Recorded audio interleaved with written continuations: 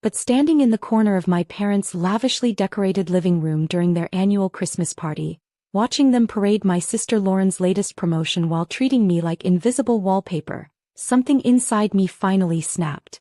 "Did you hear about Lauren's new position?" My mother gushed to anyone within earshot, champagne glass swaying dangerously in her manicured hand. "Senior Vice President of Operations at Morrison. And she's only 32. I sipped my water quietly, trying to blend into the expensive curtains. At 30 I was the family disappointment, or so they thought. My carefully crafted failure was actually part of a plan years in the making, but they'd never bothered to look beneath the surface. "Oh, and there's Olivia." My mother's voice dropped to a stage whisper as she noticed me. "She's still doing that.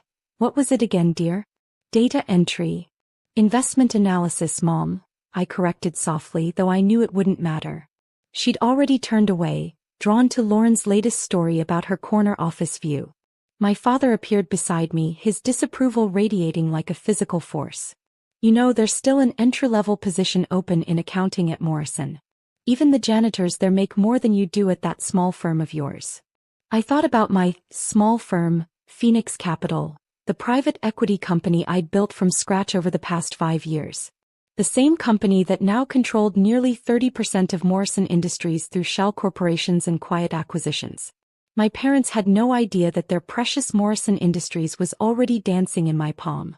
"I'm comfortable where I am, Dad," I replied, watching his face darken at what he perceived as my lack of ambition. "Comfortable?" He scoffed. "You live in a one-bedroom apartment while your sister has a penthouse. You drive a used Honda while she has a Mercedes. You're such a disappointment, Olivia. Your mother and I gave you every opportunity and you threw it all away." "Every opportunity?" I suppressed a bitter laugh. They'd emptied my college fund to pay for Lauren's MBA, telling me to take out loans because Lauren shows more promise. They'd given her the down payment for her first house while I lived on ramen noodles, building my company night after night. "At least the janitor at Morrison has benefits," my mother chimed in, rejoining our conversation at the worst possible moment. "Really, Olivia, it's embarrassing. Everyone here has made something of themselves except you." I scanned the room full of Morrison executives and their families, all here because my father was the CFO. They had no idea that tomorrow morning Phoenix Capital would complete its final acquisition, taking majority control of Morrison Industries. No idea that the worthless daughter they'd dismissed for years was about to become everyone's boss. The party dragged on, each minute bringing fresh humiliation. Lauren's fiancé, Thomas, who also worked at Morrison as head of legal, couldn't resist adding his own jabs. "Hey Liv," he smirked, catching me alone by the dessert table. "Heard about another opening in the mailroom. Should I put in a good word for you?" I smiled politely. "No thanks, Thomas. I'm sure you'll be busy enough tomorrow." He had no idea that his merger proposal, the one he'd been bragging about for months, sat and signed on my desk at Phoenix Capital. As guests began to leave, my mother cornered me one final time. "Really, Olivia, this has gone on long enough. You're 30 years old. When are you going to do something worthwhile with your life?" I set down my glass and looked her directly in the eyes. "Actually, Mom, I have a pretty big day at work tomorrow." She waved her hand dismissively. "What, finally getting a promotion to senior data entry?" "Something like that," I replied quietly. "You should watch the morning news. Morrison Industries is making a big announcement." She rolled her eyes. "Oh please, I think we'd know if anything important was happening at Morrison. Your father is the CFO after all." If only they knew that my father's position as CFO was precisely why I'd kept my identity as Phoenix Capital's CEO a secret. The SEC tended to frown on that kind of family connection during takeovers. I left the party early, ignoring my mother's comments about my lack of social graces. In my car, I made one final call to my VP of Operations. "Everything set for tomorrow, James?" "All ready, Ms. Bennett. The board voted to approve the final acquisition an hour ago. You'll be introduced as the new CEO at the 9 a.m. meeting." I smiled, thinking of my father's mandatory 9 a.m. executive briefing. Perfect. Make sure all the papers are ready for me to sign first thing. That night, I barely slept, anticipating the morning's revelation. For 5 years, I'd worked in secret, building Phoenix Capital into a powerhouse while maintaining the appearance of a struggling analyst. I'd lived in a modest apartment, driven an old car and worn off-the-rack clothes, all while amassing the resources to take control of Morrison Industries. Tomorrow, every person who'd laughed at me, dismissed me, or called me worthless would discover exactly who they'd been underestimating. As I finally drifted off to sleep, I smiled, thinking of my mother's words. Even the janitor makes more than you. By this time tomorrow, I wouldn't just make more than the janitor. I'd be signing everyone's paychecks, including my father's. The next morning, I woke before dawn and stood before my closet, pushing aside the modest clothes I'd worn to maintain my cover. Hidden in the back was a garment bag containing an impeccably tailored Chanel suit, one that cost more than my struggling persona would make in 3 months. Today I would finally dress the part of who I really was. I arrived at Morrison Industries headquarters at 8:30 a.m., letting muscle memory guide me through the familiar lobby. I'd spent countless hours here over the years, carefully observing operations while everyone assumed I was just visiting my father or sister. Now I owned every inch of this building. "Good morning, Miss Bennett." James, my VP of Operations, greeted me at the private elevator, the same one my father used every morning. "The board is assembled in the main conference room. Your family just arrived." I smiled, thinking of how many times I'd been told I wasn't good enough to step foot in that conference room. "And the papers? All ready for your signature, Sio." The elevator doors opened directly into the executive floor. Through the glass walls, I could see the conference room packed with familiar faces, board members, executives, and of course my family. My father sat in his usual seat, checking his watch impatiently. Lauren perched beside him, whispering something to Thomas. My mother had apparently decided to attend as well, probably expecting to celebrate another of Lauren's achievements. "It's time," James murmured. I took a deep breath and strode toward the conference room doors. The security guard, who just yesterday would have stopped me, jumped to attention and opened them wide. "Ladies and gentlemen," the board chairman's voice cut through the quiet chatter. "I'd like to introduce the CEO of Phoenix Capital and the new majority owner of Morrison Industries, Miss Olivia Bennett." The silence was absolute. I walked to the head of the table, heels clicking against marble floors, and took my seat. The confusion on the faces around me slowly transformed into shock as recognition dawned. My father's coffee cup clattered against its saucer. Lauren's perfectly glossed mouth hung open. Thomas looked like he might faint. But it was my mother's expression that I'll remember forever. Pure disbelief mixed with the dawning realization that she'd spent years dismissing her daughter's actual success. This must be a joke," my father finally sputtered. "Olivia works as a data analyst at some small investment firm." I smiled, sliding a folder across the table to him. "Actually, Dad, I own that small firm.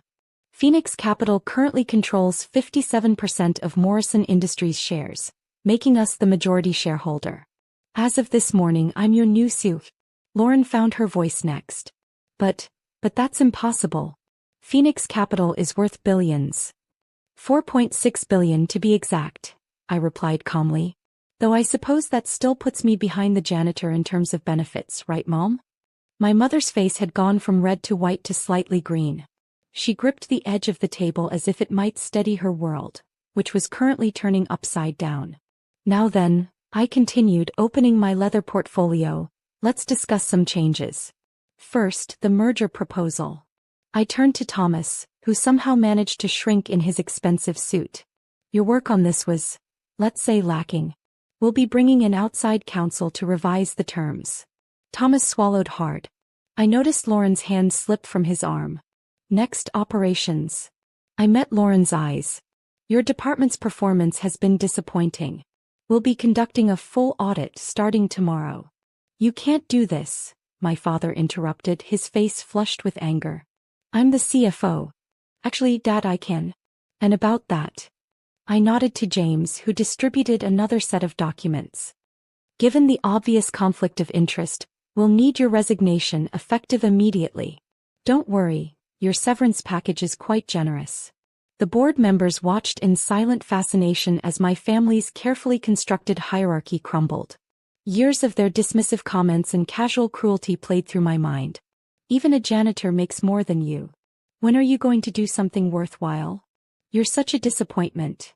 Now they sat before me, their positions and power dependent entirely on my decisions. "Of course," I added, If anyone objects to these changes, you're welcome to seek employment elsewhere. Though I should mention that Phoenix Capital has significant influence with most major firms in the industry. My mother finally found her voice, though it quivered. Olivia, honey, we didn't know. We never meant to treat me like I was worthless. I finished for her. To spend years mocking my career while I was building an empire? To use every family gathering as an opportunity to remind me of my failures. We were just trying to motivate you, my father protested weakly. Well, congratulations, I replied. It worked. You motivated me to succeed beyond your wildest expectations. And now here we are. I stood, smoothing my Chanel suit. This meeting is adjourned. James will distribute the new organizational charts this afternoon. I suggest everyone review them carefully. Your future positions, if you still have them, will be detailed there. As people filed out, my family remained frozen in their seats, still struggling to process the morning's revelations. Lauren looked like she might cry, her mascara already smudging at the corners. Oh, and Mom. I paused at the door. About what you said last night, you were right. I did get a promotion today. I trust this position is worthwhile enough for you. The aftermath was exactly what you'd expect. Lauren quit before I could fire her, dragging Thomas with her to some mid-level firm where they quickly discovered their talents were far less impressive without family connections to smooth their way. My father's resignation made headlines in the financial papers, though I allowed him to call it a retirement to save face. My mother tried to rewrite history, telling anyone who would listen that she'd always believed in me. I just knew Olivia would do great things, she'd gush at social events. A mother can sense these things. I let her maintain the illusion.